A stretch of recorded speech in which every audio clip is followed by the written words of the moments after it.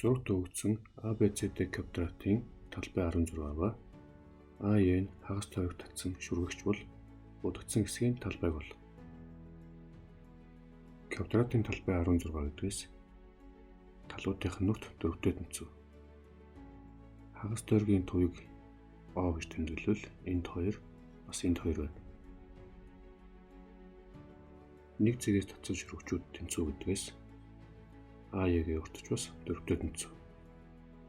OE гэсэн радиус татъя түүний урт нь бас дөрвөдөө тэнцүү. A-г O-той холбоод AOE гурвалжныг сонирхож үзье. Шүргэгч шүргэлтийн цэг татсан радиустай перпендикуляр байна гэдгээс энд 90 градус байна. Өнцөгт багтсан тойргийн төв уг өнцгийн бисектрисээр очно гэдгээс AO нь бисектрис гэсэн үг бол. Энэ өнцгийг альфа гэвэл энд ч бас альфа. Энд 90 градус учраас энд 90-с нь альфа. Энд ч мөн адил. Эндээс энэ өнцөг 2 альфа гэж гарч ирнэ. Одоо E цэгээс O цэг рүү перпендикуляр болгоё. Будагдсан гурвалжны өндөр бол FCD тэнцүү бөгөөд гурвалжны талбайгаа ингэж олох ёстой. BC дөрвөдөө тэнцүү учраас ийм болно. Энэ гурвалжны хувьд тангас альфа гэдэг нь OE хуваах нь AE буюу ийм байна.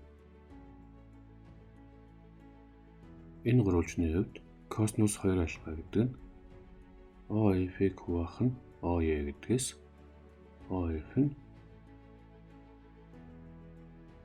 ийм байна.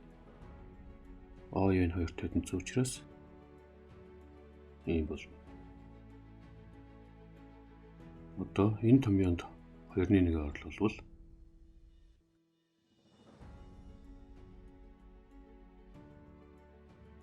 ийм болох бөгөөд үүнийг энд орлуулвал ийм бол. Мэдээж FC-гийн урт гэдэг бол OC-гээс асах нь OF буюу ингэж гарна. Үүнийг энд орлуулвал гурвалжны талбай 5-8 болох нэ.